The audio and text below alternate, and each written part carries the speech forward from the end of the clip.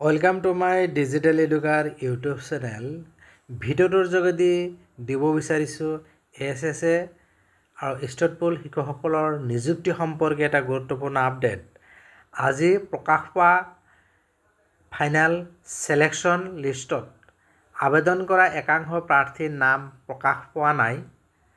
শিক্ষামন্ত্ৰীয়ে উল্লেখ কৰিছিলে যে সৰ্বমুঠ 24,790 গৰাকী প্ৰাৰ্থীয়ে ৰেগুলাৰভাৱে আবেদন কৰিছে আৰু অহা 2 ছেপ্টেম্বৰ তাৰিখে নিযুক্তি প্ৰক্ৰিয়াত 23,956 গৰাকী প্ৰাৰ্থীৰ বাবে ফাইনেল ছিলেকশ্যন লিষ্টত নাম প্ৰকাশ পাইছে আৰু এই লিষ্টত 836 গৰাকী প্ৰাৰ্থীৰ নাম অহা নাই।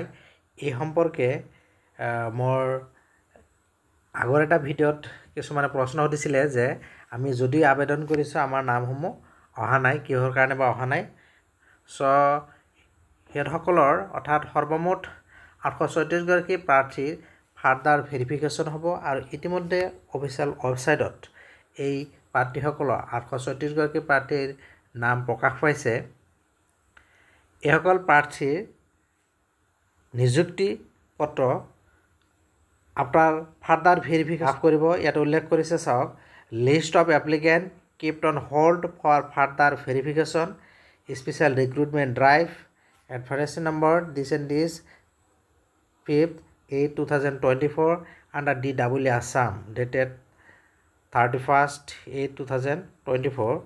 লগতে উল্লেখ কৰিছে appointment letter to the applicants will be issued after further verification of their credential।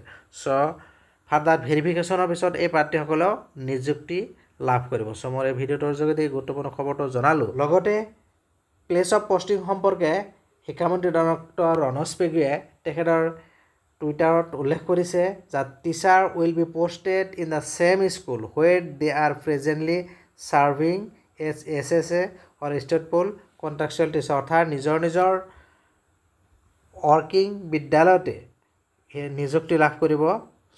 মই এই ভিডিঅ'টোৰ যোগেদি গুৰুত্বপূৰ্ণ খবৰ দুটা জনালোঁ। ভিডিঅ' ভাল লাগিলে লাইক আৰু শ্বেয়াৰ কৰিব আৰু এনেকুৱা ধৰণৰ গুৰুত্বপূৰ্ণ বাতৰিৰ বাবে যিসকলে এতিয়া চেনেলটো ছাবস্ক্ৰাইব কৰে চেনেলটো ছাবস্ক্ৰাইব কৰি ন'টিফিকেশ্যন বেলটো অল কৰি দিব। Thank U.